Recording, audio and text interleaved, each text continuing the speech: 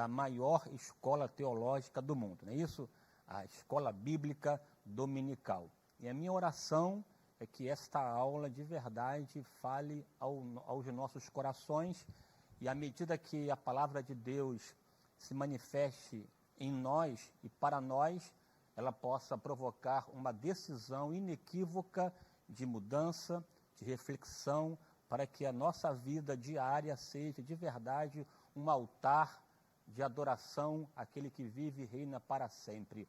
E que à medida que vivamos para a sua glória, como libação, como oferta agradável àquele que nos chamou das trevas para a sua maravilhosa luz. Quem concorda, diga amém. Mas aqui, permitam-me rapidamente aqui, até com permissão dos nossos pastores, uns anúncios bem rápidos. Por favor, aí na tela. Isso, a lição de hoje, a gravidade do pecado de uma nação. Não é a gravidez, viu?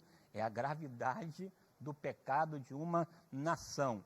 Antes de avançarmos nela, somente aqui alguns anúncios. Normalmente, para iniciar um trimestre, eu faço, em parceria com o pastor Edivanei Fernandes, um panorama do trimestre para ajudar aquele que deseja aprimorar o seu conhecimento sobre a temática do trimestre e também quem milita na educação cristã e que deseja ampliar seus conhecimentos. Eu ofereço um material exclusivo, está aí na sua tela, olha só, material exclusivo Profetas Maiores. Nesse material você encontrará um panorama dos livros Isaías, Jeremias, Ezequiel e Daniel, e a reboque também Lamentações. Além disso, análises didáticas e pedagógicas das 13 lições, além de material vasto de PDF, material de exposição e assim, muitas dicas. São horas de exposições, você vai assistir ao seu tempo. Para acessar o material, é somente fazer um investimento básico de R$ 29,90, né? Glória a Deus e aleluia. 29. Ao final aqui da EBD, aqui à minha direita, lá fora, estará o nosso irmão Diego, que é um colaborador, está ali, irmão Diego. Você pode ir lá conversar com ele. E para ganhar tempo, é só deixar o telefone e ele passará para você, eu pessoalmente também, o link para você acessar a plataforma e aprender e crescer. Quem concorda, diga aleluia. Benção. Além disso, aqui, rapidamente, aqui, ó, só uma questão. Eu iniciei em abril do ano passado o meu canal no YouTube, bênção pura. Já tem mais de 1.000 pessoas inscritas. É verdade, mais de 1.000 pessoas. Mas, pastor, só isso? Não, são mais de 1.000 pessoas. É muita gente, é muita gente. Inclusive, hoje aumentará, porque você vai se inscrever nele. @pastor Gilson Paulo Oficial.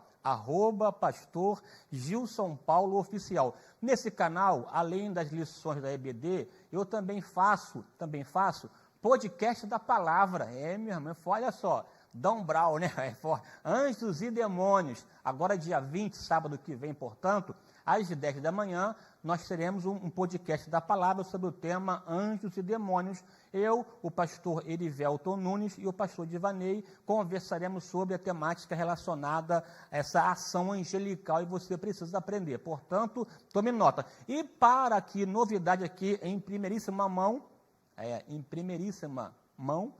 assim, ó, a partir de março iniciarei no canal um programa e a primeira temporada será sobre Romanos, viu? Tá lá, ó, dia 6 de março, às 10 da noite, uma análise examinando as Escrituras com o pastor Gilson Paulo. Meu Deus.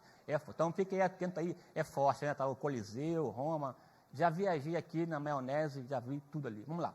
Agora sim, para fechar o pacote e começar a aula, ao final aqui da EBD, lá fora, você terá o privilégio de se deliciar com os melhores doces do Brasil, os doces da Rafa. Não é porque é minha filha, não é por isso, é porque de fato os doces são maravilhosos. E lá fora aqui, à minha direita, você vai encontrar lá banoffee, torta de limão, bolo no pote de vários sabores, um negócio assim descomunal, indescritível, maravilhoso. Portanto, vá lá, abençoe a minha filha e me livre dos males em nome do Senhor. Glória a Deus.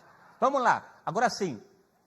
Aula de hoje, propriamente dita, o texto básico da lição 2 é o capítulo 1 do profeta Isaías, um capítulo extremamente forte, denso. É minha oração que o Espírito Santo fale conosco na exposição desse capítulo e que ele próprio faça as aplicações necessárias para a vida pessoal. O texto bíblico básico, capítulo 1, o texto áureo, capítulo 1, versículo 25. E voltarei contra ti a minha mão, e purificarei inteiramente as tuas escórias, e tirar-te-ei toda impureza. Os objetivos da lição de hoje, como sempre, tríplice. O primeiro é entender a gravidade, a seriedade, né, do pecado, enquanto ação destrutiva e também na própria sociedade. Conscientizar-nos de que viver no pecado é automático, atrair sobre a pessoa destruição, e essa destruição não fica somente na pessoa, ela reverbera em torno das pessoas com as quais ela convive, seja no âmbito familiar, profissional ou social. E, por fim, aqui, compreender que somente por meio do arrependimento este mal pode ser vencido. O nosso amigo pastor Ricardo Silva, ele esboçou a lição de hoje dessa maneira que está aí na sua tela. A primeira parte, tópico, a visão de Deus sobre o pecado da nação, em que Deus descreve, em relação à nação, algumas questões praticadas por ele. Portanto, aqui abordou rebelião, desprezo ao conhecimento, abandono dos mandamentos divinos e o retrocesso espiritual. Ele avança, faz uma breve explicação sobre o que é pecado, e ali ele afirma que é uma doença, é uma mácula, é uma infidelidade, e por fim ele sinaliza os efeitos do pecado na política, na sociedade e na vida espiritual. E se você leu, penso que sim, a lição, você perceberá que o todo dela está intimamente relacionado à essência do pecado e os seus efeitos nefastos, né? A essência do pecado e os seus males, e em correlação, inclusive, com o próprio pecado original. Você sabe que, ao falar de pecado, grosso modo, é fazer aquilo que Deus não aprova. Isso é pecado. Pode dar mil nomes, transgressões, anomalia, anomia, azebeia, e por aí vai, vários nomes, mas pecado é, de fato, errar o alvo, é fazer o que Deus não aprova, o que, portanto, transgride o seu mandamento e a sua lei. E a força motivadora, impulsionadora do pecado é dupla. É a primeira força, a força da altivez, da soberba, da arrogância. Essa arrogância faz do indivíduo colocar-se no lugar de Deus, como sendo o senhor de si mesmo, e por conta disso o que prevalece é a sua ideia, é o seu conceito, é a sua cabeça, é a sua verdade, e, portanto, ignora Deus e as pessoas e maquina o mal e bota em prática o mal que maquinou. E a segunda força do pecado é exatamente a dúvida enquanto elemento que relativiza a palavra de Deus, a torna, portanto, secundária, e uma vez colocando-a num patamar inferior, ele questiona a veracidade, a infalibilidade dessa lei, e, portanto, acaba praticando o pecado. Foi o que a serpente fez com Eva. Veja que no texto bíblico lá de Gênesis, ele começa o diálogo tentando questionar e relativizar a palavra, a ordem de Deus. Foi assim que Deus disse. Aí começa então a conversa e ao final ele afirma de modo mentiroso, porém com ênfase: certamente não morrerás. Ele faz uma assertiva enganosa, mas dotada, cheia, né, de afirmação, e ela acaba sendo ludibriada, e uma vez ludibriada, dá cabo ao seu pensamento. Viu que a árvore, né, que o fruto era agradável aos olhos, desejável para comer e saboroso. A Bíblia diz que ela olhou, tomou, comeu e deu. Portanto, uma ação que foi se degradando no processo, e aí os efeitos terríveis. Primeiro efeito, no relacionamento com Deus. A Bíblia diz que Adão, ao comer, percebeu, se escondeu de Deus. Se escondeu de Deus, um homem que vivia de maneira plena no contexto idílico, no Éden, e agora buscou se afastar, se alienar de Deus, se escondendo. Efeitos também em relação à convivência, foi a mulher que tu me deste. Portanto, efeito na questão vertical, mas também no âmbito horizontal. Efeitos também funestos com a própria natureza. A Bíblia diz que passou a brotar espinhos e cardos. E problema pessoal, nessa ética interpessoal, pessoal, porque a Bíblia diz que ele percebeu que estava nu. São aquelas questões do verdugo da alma, essa inconformidade consigo, de complexo de culpa, inferioridade, problemas cognitivos que acabaram fazendo parte do homem por conta do pecado. Portanto, um desdobramento que atingiu a vida como um todo. Se nós soubéssemos de verdade a gravidade do pecado, não pecaríamos. O próprio Filho de Deus encarnado, a sua maior batalha não foi contra o diabo. A sua maior batalha foi, de fato, vencer as agruras do pecado. Quando ele se fez carne, e habitou entre nós, e se fez pecado por nós na cruz, ele se sentiu de fato abandonado. Deus meu, por que me desamparaste? Aquele momento crucial em que ele enfrentou o pecado e o venceu, porque somente ele poderia satisfazer as demandas salváticas e a partir do seu mérito ficarmos livres da ofensa, da culpa e do poder do pecado. Em Cristo nós somos livres da culpa, mas também do poder dominante do pecado. Jesus, portanto, liberta de verdade. Quem concorda, diga aleluia. Então, aqui, na verdade, na aula de hoje, eu vou tratar com você do capítulo 1, nessa esteira relacionada à problemática do pecado. Vamos lá aqui avançar. Eu não vou seguir na íntegra aqui o esboço da lição, mas o teor está totalmente atrelado a ela. O versículo 11 de Isaías, do capítulo 1, diz assim: de que me serve a mim a multidão de vossos sacrifícios? Diz o Senhor, já estou farto dos holocaustos de carneiro e da gordura de animais, nédios, e não folgo com sangue de bezerros, nem de cordeiros, nem de bodes. Uma leitura superficial, primeira, direta, e desconsiderando o contexto aqui, nos leva a entender equivocadamente que Deus está rejeitando ou dizendo, não quero mais sacrifício de vocês, não quero mais nenhum tipo de cerimônia litúrgica, ou oferenda, ou oferta, porque já estou cansado. Se forçar o texto isoladamente, você pode até levar essa ideia, que é uma ideia equivocada. Para compreender bem esse verso aí, o versículo 11, é fundamental que você o leia à luz do seu contexto. Aqui veremos o contexto do versículo 11. A lei do contexto é uma das primeiras leis que regem a interpretação. Muitas interpretações errôneas têm a sua origem na desconsideração dessa norma tão óbvia, aqui de acordo com o Êxodo do Acostamento, aqui ressaltando a importância da lei do contexto. E aqui veremos isso aqui agora, a lei do contexto, no capítulo 1 de Isaías. Esse capítulo, por favor, aí, quem trouxe a Bíblia aí, por favor? Isso, maravilha. Abra, por favor, aqui rapidamente, no capítulo 1 de Isaías. Isso, capítulo 1 de Isaías. Glória a Deus e aleluia. Nesse capítulo aí, nós encontraremos 7 parágrafos. 7 parágrafos. E como identificar, pastor, um parágrafo no texto narrativo? A sua Bíblia, de repente, te ajuda nessa identificação. Quem aqui tem a Bíblia que o versículo 1 de Isaías, a primeira letra está em caixa alta, está em negrito? Levanta a mão. Isso, a maioria. Então, quem tem aqui a Bíblia em que o primeiro versículo, a primeira letra está em negrito, levanta a mão de novo. Isso. Mas, pastor, a minha não está em negrito. O que faço? Não tem problema. É fácil resolver. É só comprar uma que tenha. Você comprou, resolveu, vida que segue. Por que eu destaquei isso? Porque essa letra aí em negrito não está aí à toa.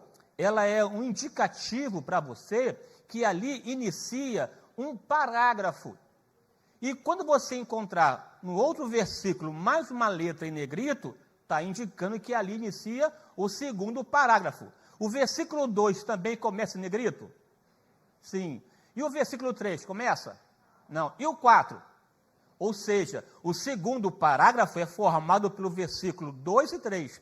O primeiro parágrafo é somente o versículo 1. O segundo parágrafo, versículo 2 e 3. O terceiro parágrafo, versículo 4 ao 9, e assim sucessivamente. Tá? É uma forma de você encontrar e facilitar a interpretação. Para cada parágrafo que você identifica, qual o conselho? É buscar uma frase, um pensamento para poder resumir o parágrafo. Por exemplo, o parágrafo primeiro nos fala sobre esse momento do tempo e do espaço no qual Isaías atuou. Portanto, é um parágrafo que trata do título e da descrição do período de Isaías. O segundo parágrafo, versos 2 e 3, é a crítica do Senhor a Israel por não conhecê-lo. E assim sucessivamente. Você pode pegar, dividir em cada parágrafo e buscar uma ideia. E na leitura do parágrafo, que tem a ver com o texto como um todo, você vai então ganhando vez e voz e compreendendo, interpretando de modo muito fácil, simples, o texto bíblico. E aqui eu vou com você transitar sobretudo até o 5º parágrafo do capítulo 1 de Isaías, e vamos ver, de fato, se tem a ver com o que nós estamos abordando agora. Veja, o primeiro parágrafo, visão de Isaías, filho de Amós, a qual ele viu a respeito de Judá e Jerusalém nos dias de Uzias, Jotão, Acais, Ezequias, reis de Judá.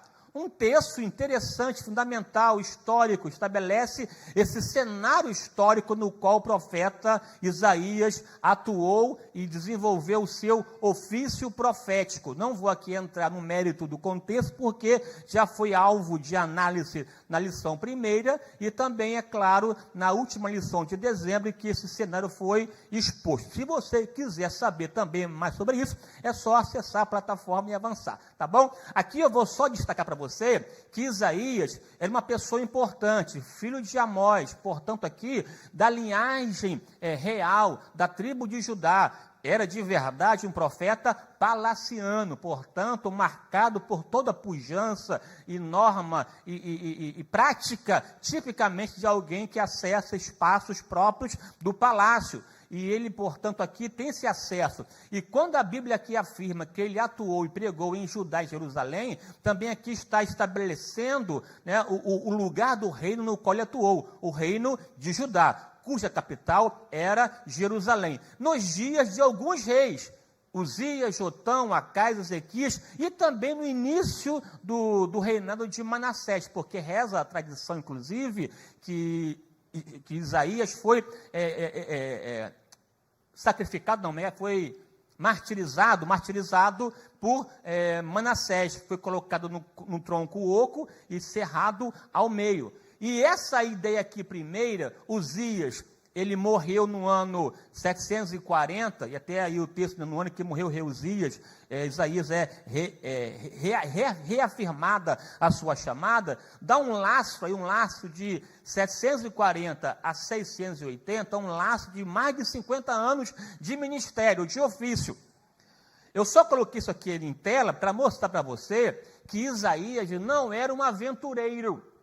Não era alguém que surgiu no cenário de maneira bombástica, repentina e passageira, não. Um ofício consolidado, marcado por N gerações ou N reinados positivos e negativos. Ele ministrou, ou exerceu o seu ofício, seja no reinado de Jotão, que não foi um rei tão ruim, mas também foi profeta no reinado de Acais, um rei perverso, um rei que sacrificou inclusive a Moloque, mas também foi profeta no reinado de Ezequias, um rei piedoso. Ou seja, independentemente do cenário político, econômico ou até espiritual de Judá, Isaías profetizava. Alguém que tinha credibilidade, tinha reconhecimento de que a sua voz profética vinha do trono de Deus. Você não pode designar ou conceder essa honra de profeta a qualquer pessoa, de modo aleatório, de modo assistemático, ou de maneira corriqueira, cultural, de maneira até por costume. Não, profeta é um porta-voz de Deus. Alguém que está vinculado, atrelado a realizar e fazer aquilo que Deus estabeleceu para que seja feito, independentemente do contexto. Não alguém que está aí no YouTube da vida qualquer que vai ser profeta, não. Qualquer pessoa pode acessar a plataforma. Agora, a vida com Deus tem a ver com o chamado. Tem a ver com a designação de Deus de acordo com o seu beneplácito, com o seu propósito, com a sua vontade soberana. E Deus também deseja, nessa ocasião aqui, de acordo com a realidade da atual dispensação, que é diferente do contexto antigo, também te levantar como um porta-voz para que o nome do Senhor seja glorificado, ok? Aqui uma palavrinha breve, alguém que tinha credibilidade e não veio de paraquedas, portanto, tinha poder para falar. Segundo aqui, parágrafo, que é o parágrafo do versículo 2 ao 3, e começa assim: ouve, ó céus, e presta ouvidos tu, ó terra, porque fala o Senhor. Esse versículo começa a construir um cenário, uma visão, uma descrição, como se fosse de verdade agora o momento de um tribunal. Aqui o contexto é um contexto forense, em que Deus vai agora discursar e pontuar e mostrar as práticas. A conduta vai descrever o comportamento pérfido, o comportamento aleivoso, o comportamento inaceitável do povo do Senhor. Então ele convoca testemunhas. A expressão aqui, céus e terra, tem a ver com uma convocação solene, para que todo mundo possa ouvir, porque ele vai dizer algumas verdades, e essa verdade até lhe abre espaço para ser contestado, porém, ninguém o contesta, porque a sua fala é perfeita, é cirúrgica, é pontual, e de fato atinge o âmago do problema. Aqui é uma convocação. Eu acho lindo isso nos profetas do Antigo Testamento, em que nos mostra esse Deus que sai para poder julgar ou implementar o seu juízo.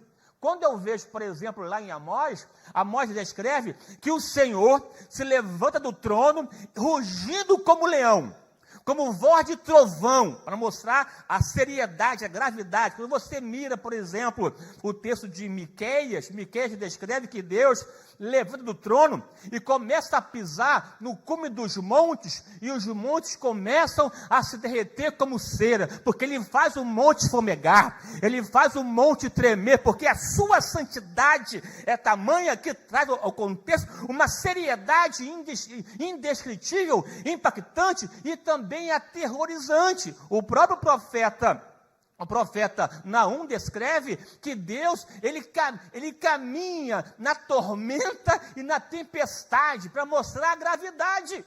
Já chamando aqui a atenção no caso de Isaías, de que a sua santidade é um tema importante, relevante no seu livro. A sua santidade que tem a ver com duas coisas. Primeiro, com a sua grandeza, com a sua majestade, soberania, de um ser totalmente incomparável, que está acima de tudo e de todos. Um Deus que está sentado num alto e sublime trono, e que até os serafins estão de modo ininterrupto bradando: Santo, Santo, Santo é o Senhor dos exércitos, e toda a terra está cheia da sua glória, da sua majestade, da sua soberania, da sua grandeza. Oh, que maravilha! E na manhã de hoje aqui na Montevidéu 900 também está aqui repleta da sua glória. E a sua glória pode te curar, te renovar, te batizar, manifestar a você o seu propósito, para que você possa não perder tempo e servir a Deus com alegria e adorá-lo na beleza da sua santidade. Quem concorda, diga amém.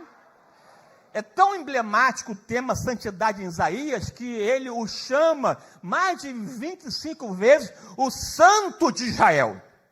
E diante desse Deus grande, esse Deus que habita nas alturas, não cabe pecado, não cabe prevaricação, não cabe transgressão. Diante da sua santidade, só uma coisa é aceitável: é a adoração. A adoração tem a ver com nossa disposição do coração em se dobrar o joelho e beijar a sua mão e liberar palavras que o exaltam de acordo com a sua grandeza. E aqui Deus está chamando uma convocação solene. Céus, terra, ouvem agora, porque assim fala o Senhor.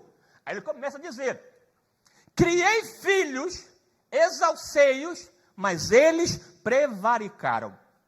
Veja aqui nesse verso, que eu peguei um pedaço, os verbos comandos. Tem o verbo criar, o verbo exalçar e o verbo prevaricar. Amém ou não amém? Esse verbo criar aqui é importante, nos remete a um Deus que formou Israel.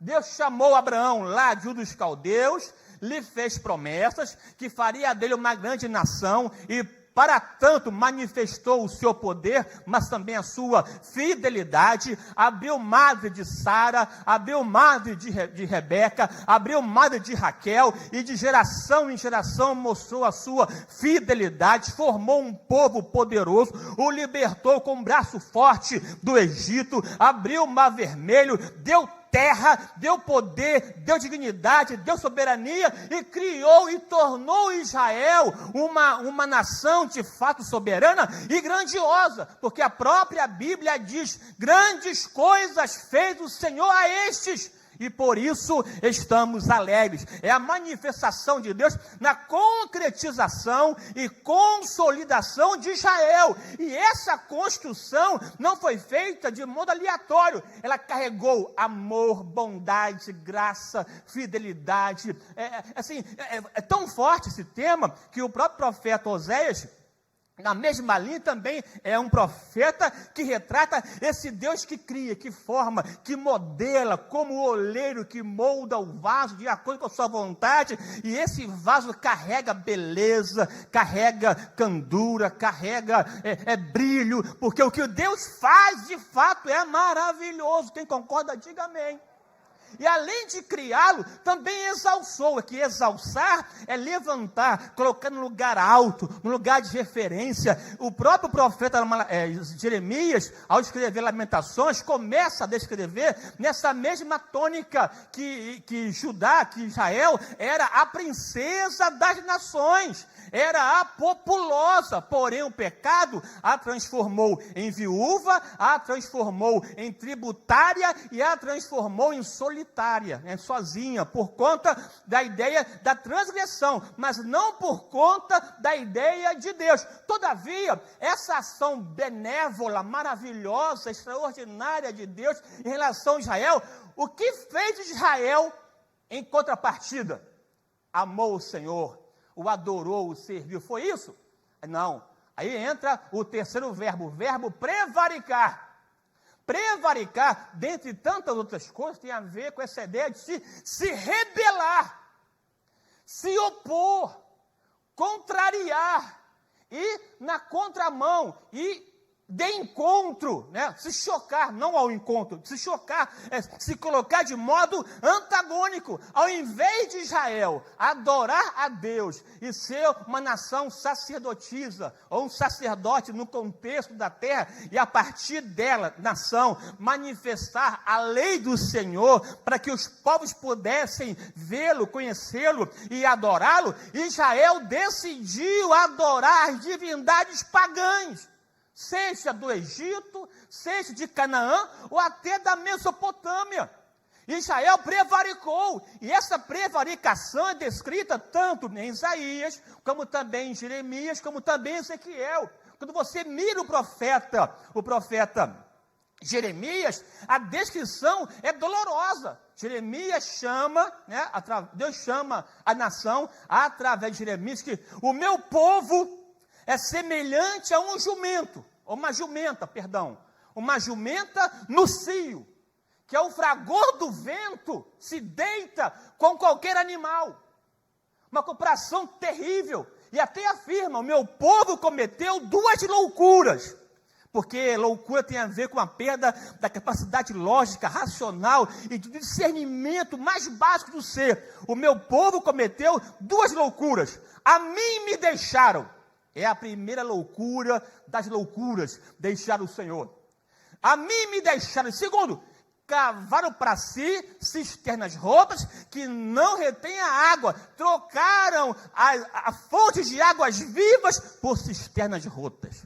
Loucura. Decisão do coração. Decisão pessoal. O povo decidiu se transitar e se rebelar contra o Criador. E Deus ainda aprofunda aqui essa prevaricação ao afirmar: Israel está pior do que um boi e um jumento, no que diz respeito ao entendimento. O meu povo não entende, o meu povo não me conhece, o meu povo não se relaciona comigo, o meu povo não tem intimidade comigo, está agindo pior do que um animal irracional, porque até o boi conhece o seu dono, e o jumento a sua manjedoura, mas o meu povo não me conhece, não sabe quem eu sou, me ignora, ainda zomba de mim, ainda, além de me abandonar, ainda fala mal de mim, através do comportamento, da conduta, da atitude. Esse povo não me entende. Aqui eu me lembrei do tempo de criança. Meu pai, ele era um empresário, ele tinha uma carroça e um cavalo. E aí, interessante que quando meu pai catava lixo e tal, enfim, trabalhava com ferro velho, enfim e tal, aí era normal, quando o cavalo chegava na esquina da rua onde morava, era automático já. Mesmo com aquele negocinho aqui, que o nome é, esqueci. É isso aí, não sei. Né? Assim, tal, e mesmo assim já ia de olhos fechados. Quando meu pai queria passar da rua, porque era outro caminho, um problemão. Ele empacava, não ia e tal, chicotado, porque já estava habituado. E esse hábito é pelo comportamento diário, pela conduta constante. Essa prática rotineira de adorar a Deus e servi-lo deve impulsionar em cada um de nós uma questão prazerosa, natural, que faz parte da nossa própria essência. Mas Israel está pior do que um boi, pior do que um jumento. Ele vai dizer por quê? Vamos lá. Olha aqui. Agora no próximo parágrafo. Constatação do estado espiritual de Israel. Ai da nação pecadora. Deus aqui coloca um adjetivo pesado. Não é uma nação sacerdotal, não é uma nação de referência, não é uma nação que manifesta a sua glória. É uma nação como qualquer outra, uma nação pecadora. E essa afirmativa aqui, ele justifica. Por quê? Está carregada. O que é carregado? Carregar. Aqui carregada é cheia, repleta, impregnada, lotada, assim insuflada. De quê? De iniquidade, pecado. De semente de malignos. Em meio do povo de Deus, o que há na verdade, é uma multidão de iniquidade, de semente maligna e corruptora. Corruptora é pior do que corrupta, porque corruptor é aquele que paga e que promove e que custeia a corrupção. Passa a ser uma promovedora de corrupção, a nação. Por quê? Primeiro, deixaram o Senhor. Segundo, voltaram para trás. Terceiro, blasfemaram contra o Santo de Israel. Deixar, voltar e blasfemar. São aqui os verbos que retratam as ações mefistofélicas de Israel. As ações, digamos assim, mefistofélica é mais fácil, né? Tá ok, vamos mudar. Ações funestas de Israel. Eu detesto falar difícil. Gente, eu tenho um horror. Isso eu fico até com pena do pessoal da Libras, né? Até normalmente, pastor, por favor, nos ajude lá na aula. Por que, minha irmã? Por que, meu irmão? Não entendi. Enfim, né? Enfim, uma situação de fato claudicante, pronto, dolorosa, horrível, perversa, pérfida, aleivosa, inaceitável, marcada por pecado, porque deixar é alguém que está em direção, caminhando, mas num dado momento desiste, volta atrás, porque avaliou que era melhor voltar do que seguir. O voltar não se volta porque foi inconsciente, se volta porque se decidiu voltar, decidiu desistir, aí volta para trás. E acaba blasfemando, porque a pessoa, quando volta para trás, ela tenta justificar a sua decisão e até profana e fala mal do Santo de Israel. Toda a cabeça está enferma e coração fraco. Cabeça e coração. Cabeça, uma ideia, um lugar que nos remete à liderança, à decisão, à tomada de decisão, um lugar que nos remete razão, sentimento e vontade, que está alinhada à cabeça, ao coração, enquanto mola propulsora de conduta. O pensar, o decidir, o imaginar, o projetar estava totalmente voltada a deixar voltar para trás e blasfemar contra o Santo de Israel. De fato, essa cena, esse cenário aqui, nos remete a uma ideia de que dos pés à cabeça, é a expressão básica da coroa, não, da planta dos pés, a coroa da cabeça, totalmente ferida, inchaço, chagas não espremidas e nem amolecidas com óleo. Assim foi a forma que Deus descreveu Israel, marcada por feridas, inchaços, chagas não espremidas e nem amolecidas com óleo. Aqui me reportei meu tempo de criança, mais uma vez, e aqui tem até uma correlação com o tempo do pastor também, o Dilton. No tempo que tínhamos, aqui por mim, eu falo por mim, né? Tinha o tal furúnculo, que com o tempo mudou o nome, passou a ser furúnculo, né? Houve uma mudança. E depois, não, é uma ação bacteriana que atinge as glândulas sebáceas e que inflama o folículo e por conta disso gera uma enfermidade que tem marcada por pus, né, secreção, que tem que espremer e expurgar. E para tirar aquilo ali, só o sangue de Jesus, né? Aí para poder aliviar a situação, a mamãe pegava uma folha de saião, é assim, né? É tempos antigos. Saião, colocava no azeite, na banha de porco, né? Na banha de porco, azeite hoje então nem pensar, né? Então, colocava ali, esquentava ali um pouquinho no fogo e pá! Aí aquecia um pouquinho, amolecia. Agora sim, agora vem a parte melhor, hora de espremer o negócio. Oh, meu Deus! Aí, pá, que não fazia assim, meu irmão, você ia no céu e voltava rapidamente. E pá, mas enquanto não espremia, não tinha como curar. E Israel, aqui no contexto, está com o corpo coberto de feridas não espremidas. E pior, não queriam a cura, porque não colocava sobre ela o óleo. Não colocava sobre ela aquilo que poderia curar e extirpar esse mal e trazer vida e paz à sua estrutura nacional. Pelo contrário, estava enferma, cheia de chagas, de feridas, e se recusava a nação de buscar saúde em Deus, que tudo pode fazer, inclusive nos curar completamente. Está lá, resultado, porque tudo na vida tem resultados. Nada fica sem resposta. A conta vem, a conta chega. A terra está assolada, cidades abrasadas, estranhos que a devoram. O que é assolar, abrasar e devorar? É fácil, só você depois pesquisar.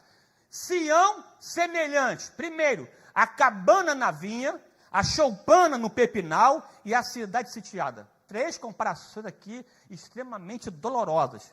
Cabana na vinha, choupana no pepinal e cidade sitiada. Pastor, o que seria uma cabana na vinha ou uma choupana de pepinal? Aqui, rapidamente, são habitações provisórias que não carregam nenhum tipo de conforto.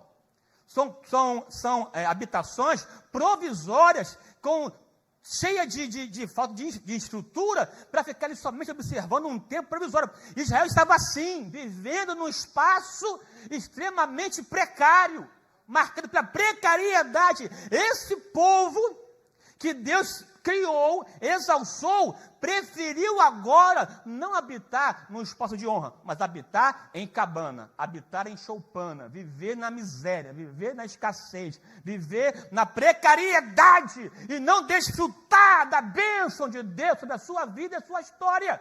Não porque Deus não queria conceder, porque Israel decidiu não colocar óleo nas suas feridas. Vamos aqui avançar para acabar aqui, meu Deus, né? Ou aqui, para fechar aqui essa parte, que é o outro parágrafo, né? Formalismo hipócrita sem vida. Ouve a palavra, príncipe de Sodoma e povo de Gomorra. Meu Deus do céu.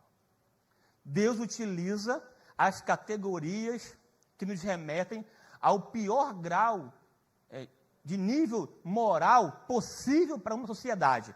Sodoma e Gomorra.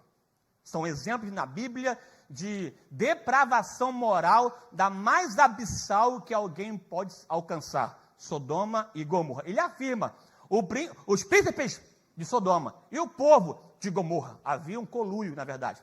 De que me serve a mim,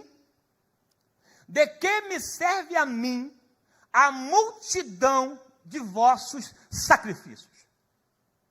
De que me serve a mim as suas reuniões solenes? Do que me serve a mim toda essa aparência litúrgica, esse aparato cultico, essa teatralidade toda em que vocês tentam, a partir de uma aparência de adoração, de culto, de louvor, esconder o pus que está dentro? Esconder essa praga que corrói, essa chaga que mata, e vocês decidem se reunir num lugar sagrado, pisar no meu átrio cheio de pus. Um povo purulento. Aqui é Israel, tá, irmão? Por favor, Israel aqui, Israel. Tá aqui. No tempo antigo, no tempo de Isaías. Sobre as ofertas, veja o que Deus diz. Estou farto, cheio, cansado, já não dá mais para mim, já atingiu a minha cota, já suportei demais, estou farto, eu não folgo, não tenho prazer em vossas ofertas. Que coisa assim contraditória. Um Deus que pede, que estimula, que encoraja, que o seu povo o leve para ele uma oferta de adoração, e aqui ele está dizendo, eu estou farto, não folgo, e digo mais, não traga, porque elas são para mim uma abominação. Eu as odeio, eu odeio as vossas ofertas, elas me ofendem, elas me maltratam, elas são uma assinte à minha santidade, as vossas assembleias, reuniões, são uma ofensa para mim. Um Deus que pede culto, um Deus que ama a celebração, que ama o louvor, está afirmando, farto, não folgo, não traga. E o vosso culto? O vosso culto cheio, repleto, carregado de iniquidade. Portanto, eu não suporto. Quando vocês se reúnem, é para mim um desespero. Não, meu Deus, não aguento mais. O próprio Deus não suportando, porque o vosso culto aborrece a minha alma. O vosso culto me faz sofrer. Está no texto. Aqui é quando o culto se transforma numa ofensa. É quando o culto se transforma numa ação em que fere o coração de Deus. Imagina um Deus com o coração ferido. Um Deus que não suporta mais ver o ajuntamento de pessoas fétidas diante da sua santidade. E essa doença, não porque não tem cura, mas é porque não querem cura. Mas não querem abrir mão da religiosidade. Entende aqui o negócio? Não querem servir a Deus com alegria, decidem viver de acordo com sua própria vontade, mas não abre mão da reunião, não abre mão do culto, e até ainda se gaba, templo do Senhor, e vai religiosamente ao culto, com toda a estrutura cultica, mas é um comportamento que não carrega a vida autêntica, não carrega espiritualidade, não carrega a noção real do que é estar diante de um Deus santo e poderoso, cuja glória enche a terra. Esse Deus santo e poderoso, que está vestido de glória e de majestade, que cavalga nas asas do vento. Há uma ideia contrária, uma ideia errônea de tentar aglutinar ou associar ou comungar profano com santo. Não tem como misturar o santo com o profano. Ou a pessoa decide viver na santidade de Deus ou viver na profanidade. Porque não tem como... Resultado. Não vos ouço e ainda escondo de vós os meus olhos. Quando vocês clamam, levantam as suas...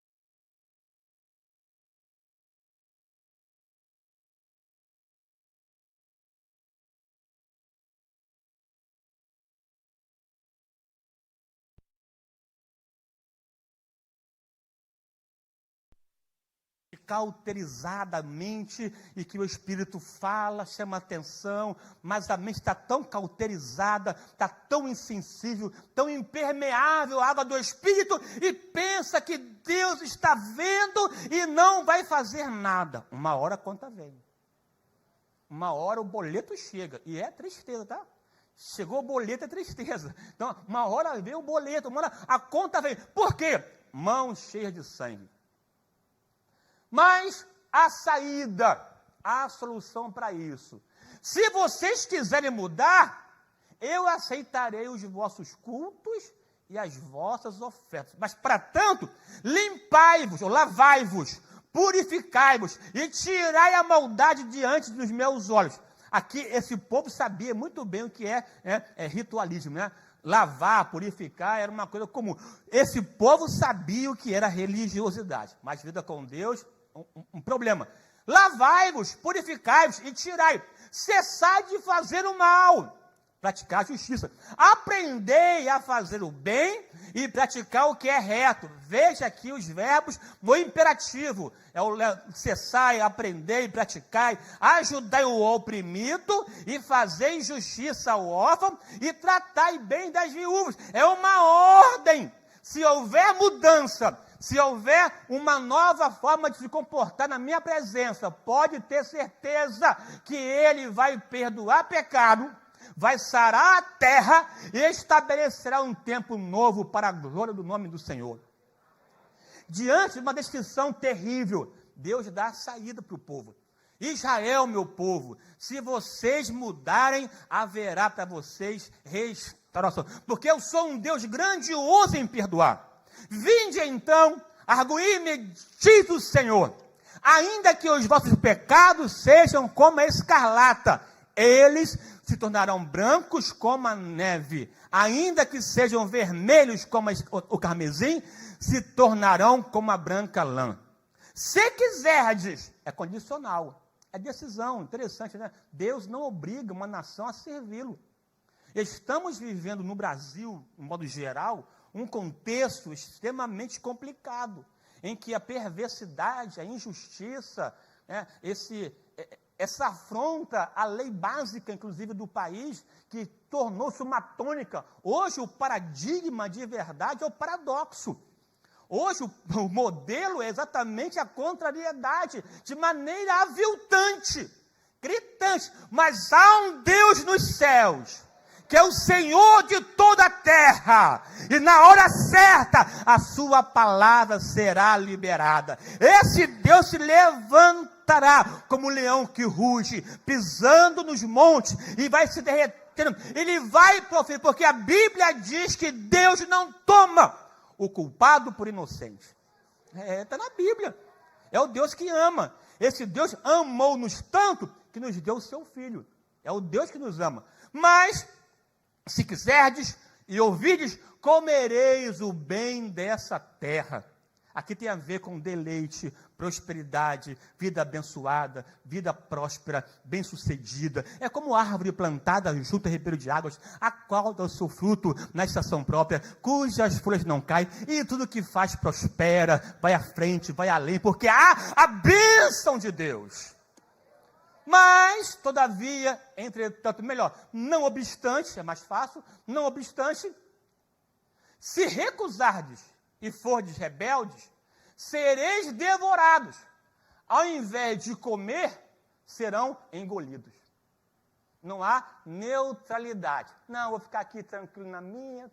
Não. Ou a pessoa decide, a nação decidia servir a Deus, ou iria sofrer as sanções que acabou sofrendo. Porque mais à frente, quando Ezequiel, já na Babilônia, na segunda leva, que ele foi a reboque, em 597 a.C., lá, junto ao rio Quebrado da Babilônia, ele teve visões de Deus. E os céus se abriram, e eu tive visões de Deus. Dentre elas, ele viu um rolo escrito por dentro e por fora.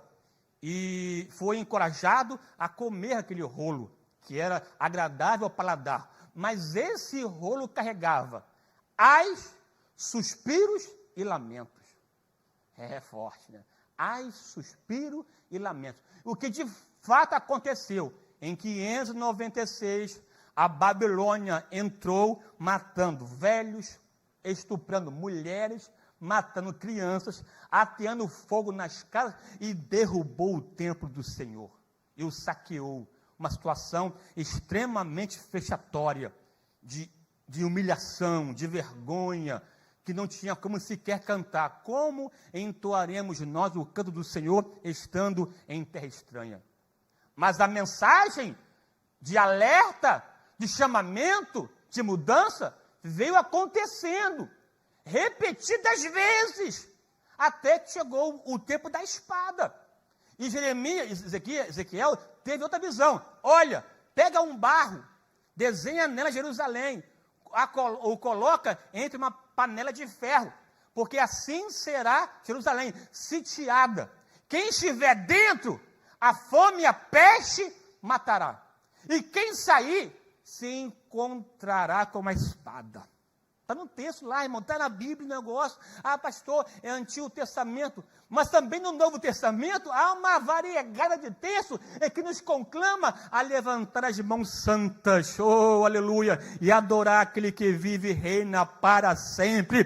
Que o Espírito do Senhor traduza essa palavra em cada coração, e que para a sua glória, eu e você decidamos adorar, exaltar, glorificar aquele que vive e reina para sempre, e fazer dele a nossa motivação primeira, que é servir, e servir com alegria. Quem concorda, diga amém, amém, aleluia.